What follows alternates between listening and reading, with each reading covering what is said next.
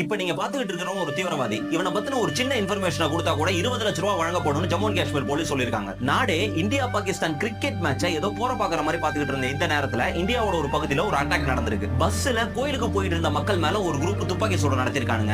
அதுல ஒரு குண்டு டிரைவர் மேல பட்டு பஸ் கட்டுப்பாட்டை இழந்து ஒரு பள்ளத்தாக்குள்ள விழுந்திருக்கு. பஸ் கீழே விழுந்ததுக்கு அப்புறமும் 10-15 நிமிஷம் கண்டினியூஸா சுட்டதோட விளைவா 9 பேர் ஸ்பாட்ல இறந்திருக்காங்க. 40க்கும் அதிகமானவங்க படுகாயத்தோட பக்கத்துல இருக்க ஹாஸ்பிட்டல்ல சேர்க்கப்பட்டிருக்காங்க. பஸ் இந்த வழியா தான் வரும்ன்றத கணிச்சு பக்கத்துல இந்த புதர்கள்ல மறைஞ்சிருந்து இந்த தாக்குதலை நடத்திருக்கானுங்க பாகிஸ்தானை சேர்ந்த தீவிரவாத அமைப்பான TRF. தி ரெசிஸ்டன்ஸ் ஃப்ரண்ட் சொல்லப்படுற இந்த அமைப்பு வேற யாரும் கிடையாது. இந்தியால அதிக தாக்குதலை பண்ணிக்கிட்டு இருக்கிற பாகிஸ்தானை சேர்ந்த டெரரிஸ்ட் ஆர்கனைசேஷனான லஷ்கர் தொய்பாவோட ஒரு கிளை பிரிவு தான். இது ரெண்டுமே பாகிஸ்தான் ஸ்பான்சர்டு டெரரிஸ்ட் குரூப் தான். என்னடா பாகிஸ்தான் சொல்லணும்னு பாக்காதீங்க. காரணம் ப்ளீட் இந்தியா வித் 1000 கட்ஸ்ன்றதா இந்தியாவுக்கு எதிரான பாகிஸ்தான் ஆர்மியோட கோட்பாடு. இந்த மோசமான அட்டாக் பத்தியும் பாகிஸ்தானோட மிலிட்டரி கோட்பாட்டை பத்தியும் நீங்க என்ன நினைக்கிறீங்கன்றத கமெண்ட்ல சொல்லுங்க. இந்த கிராஸ் பார்டர் டெரரிசம் மாதிரியான இன்னும் நிறைய வீடியோஸ்க்கு நம்ம சேனலை சப்ஸ்கிரைப் பண்ணிக்கோங்க.